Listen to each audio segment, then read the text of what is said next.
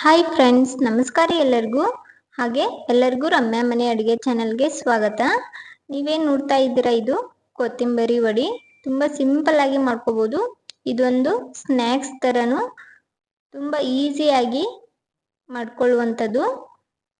ತಿನ್ನೋದಕ್ಕೆ ಕ್ರಿಸ್ಪಿಯಾಗಿ ಹಾಗೆ ಸ್ವಲ್ಪ ಖಾರವಾಗಿರುವಂಥ ಸ್ನ್ಯಾಕ್ಸ್ ರೆಸಿಪಿ ಅಂತಲೇ ಹೇಳ್ಬೋದು. ಇದು ಮಹಾರಾಷ್ಟ್ರದ ಸ್ಪೆಷಲ್ ವಡಿ, ಕೊತ್ತಂಬರಿ ಬಳಸ್ಕೊಂಡು ಮಾಡುವಂಥದ್ದು. ಇದನ್ನ ಹೆಂಗ್ ಮಾಡೋದಂತ ನೋಡ್ಕೊಂಡು ಬರೋಣ. ಮೊದಲಿಗೆ ಮಾಡೋದಕ್ಕೆ ಏನೇನ್ ಬೇಕಂತ ನೋಡೋಣ. ಒಂದು ಸೂಡು ಕೊತ್ತಂಬರಿನ ಸೋಸಿ ತೊಳೆದಿಟ್ಟಿದ್ದೀನಿ. ಹಾಗೆ 1-2 ಕಪ್ನಷ್ಟು ಕಡಲೆ ಹಿಟ್ಟು, 1-2 ಟೇಬಲ್ ಸ್ಪೂನಷ್ಟು ಅಕ್ಕಿ ಹಿಟ್ಟು ತಗೊಂಡಿದ್ದೀನಿ. 4 ಮೆಣಸಿನ್ಕಾಯಿ, ಸ್ವಲ್ಪ ಬೆಳ್ಳುಳ್ಳಿ, ಜೀರಿಗೆ, ಹಾಗೆ ಸ್ವಲ್ಪ ಅಜ್ವೈನ್ ತಗೊಂಡಿದ್ದೀನಿ, ಕಾಳು ಅಂತಾರಲ್ಲ ಅದನ್ನ, ಸ್ವಲ್ಪ ಎಳ್ಳು, ಅರಿಶಿನ ಪುಡಿ, ಧನಿಯಾ ಪೌಡರ್, ಹಾಗೆ ಸ್ವಲ್ಪ ರೆಡ್ ಚಿಲ್ಲಿ ಪೌಡರ್. ಹೇಗೆ ಮಾಡೋದಂತ ನೋಡ್ಕೊಂಡು ಬರೋಣ. ಮೊದಲಿಗೆ ಒಂದು ಸೂಟ್ ಕೊತ್ತಂಬರಿನ ನೀಟಾಗಿ ಸೋಸಿ ಅದನ್ನ ವಾಶ್ ಮಾಡಿ ಎತ್ತಿಟ್ಕೊಂಡಿದ್ದೆ. ಅದನ್ನ ಈ ತರ ನೀಟಾಗಿ ಚಿಕ್ಕದಾಗಿ ಕಟ್ ಮಾಡ್ತಾ ಇದ್ದೀನಿ. ಎಲ್ಲ ಕೊತ್ತಂಬರಿನೂ ಇದೇ ತರ ನೀಟಾಗಿ ಕಟ್ ಮಾಡಿ ಎತ್ತಿಟ್ಕೊಳ್ಳೋಣ. ಈ ಕಡೆ ಒಂದು ಜಾರ್ ತಗೊಂಡ್ಬಿಟ್ಟು ಆ ಜಾರ್ಗೆ ಹಸಿ ಮೆಣಸಿನಕಾಯಿ, ಹಾಗೆ ಬೆಳ್ಳುಳ್ಳಿ, ಸ್ವಲ್ಪ ಜೀರಿಗೆ, ಸ್ವಲ್ಪ ಅಜ್ವೈನ್ ಹಾಕ್ತಾ ಇದ್ದೀನಿ.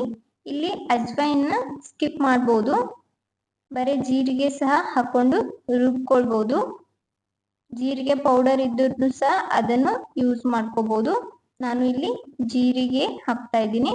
ಎಲ್ಲನ್ನು ಸ್ವಲ್ಪ ತರಿಯಾಗಿ ರುಬ್ಬಿ ಎತ್ತಿಟ್ಕೊಳ್ಳೋಣ.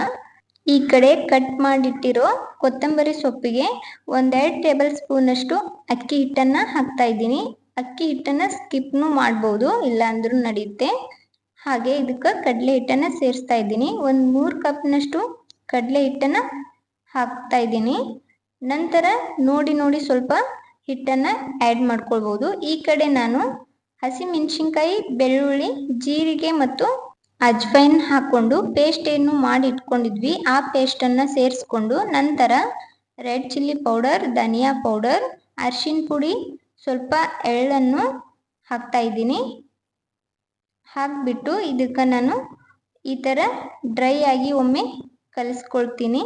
ಈ ಥರ ಕಲಿಸ್ಕೊಳ್ಳೋದ್ರಿಂದ ಮಸಾಲೆ ಎಲ್ಲ ಕೊತ್ತಂಬರಿಗೂ ಸಹ ಹತ್ತುತ್ತೆ ನೀಟಾಗಿ.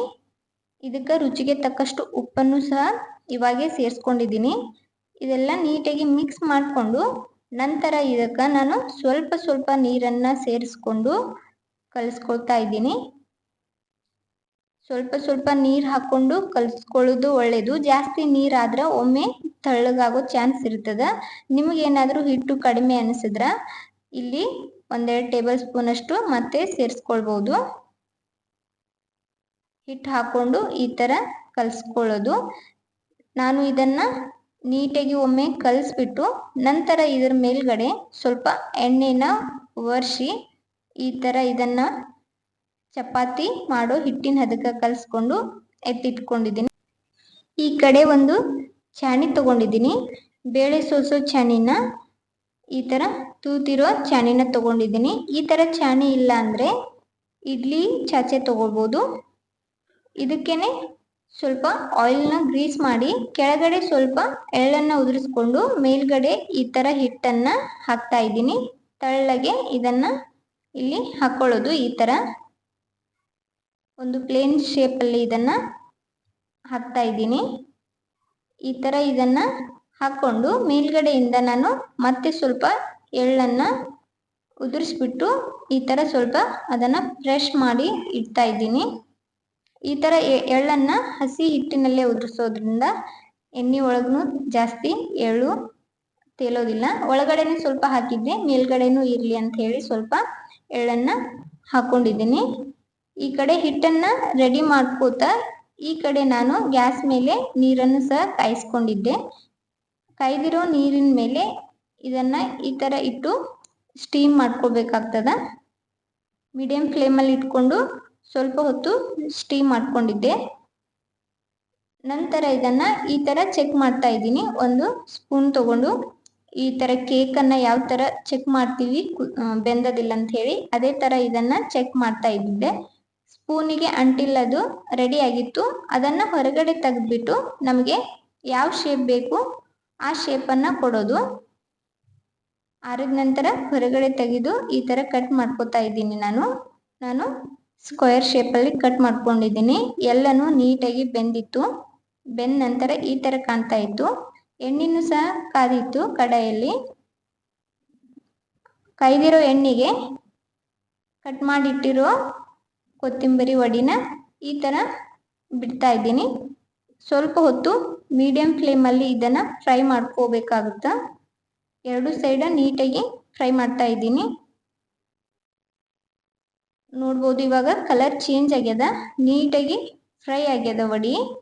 ಮೀಡಿಯಂ ಫ್ಲೇಮಲ್ಲಿ ಇಟ್ಟು ಫ್ರೈ ಮಾಡೋದ್ರಿಂದ ಒಳಗಡೆನೂ ಸಹ ನೀಟಾಗಿ ಫ್ರೈ ಆಗುತ್ತೆ, ಕ್ರಿಸ್ಪಿಯಾಗಿ ಬರೋದಕ್ಕೂ ಹೆಲ್ಪ್ ಆಗುತ್ತೆ. ಅದರ ಸಂಬಂಧ ಮೀಡಿಯಂ ಫ್ಲೇಮಲ್ಲೇ ಇಟ್ಕೊಂಡು ಇದನ್ನು ಈ ಥರ ಫ್ರೈ ಮಾಡಿಕೊಂಡೆ.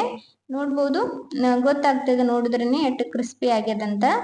ಉಳಿದಿರೋ ಎಲ್ಲ ವಡಿನೂ ಇದೇ ಥರ ಎಣ್ಣೆ ಒಳಗೆ ಹಾಕ್ಕೊಂಡು ಮೀಡಿಯಂ ಫ್ಲೇಮಲ್ಲಿ ನೀಟಾಗಿ ಫ್ರೈ ಮಾಡಿ ಲಾಸ್ಟಲ್ಲಿ ಸ್ವಲ್ಪ ಹೈ ಫ್ಲೇಮಲ್ಲಿ ಫ್ರೈ ಮಾಡಿಕೊಂಡು ಎತ್ತಿಟ್ಕೋತೀನಿ. ಇವಾಗ ವಡಿ ರೆಡಿ ಆಗ್ಯದ. ತುಂಬ ಸಿಂಪಲ್ಲಾಗಿ ಮಾಡ್ಕೋಬಹುದಂತ ಮಹಾರಾಷ್ಟ್ರದ ಸ್ಪೆಷಲ್ ರೆಸಿಪಿ ಅಂತ ಹೇಳ್ಬೋದು. ವಿಡಿಯೋ ಇಷ್ಟ ಆದರೆ ಲೈಕ್ ಮಾಡಿ. ಮತ್ತಷ್ಟು ರೆಸಿಪಿಗಳಿಗಾಗಿ ನನ್ನ ಚಾನಲ್ನ ಸಬ್ಸ್ಕ್ರೈಬ್ ಮಾಡಿ. ನನ್ನ ವಿಡಿಯೋ ನೋಡಿದವರಿಗೆ ಧನ್ಯವಾದಗಳು.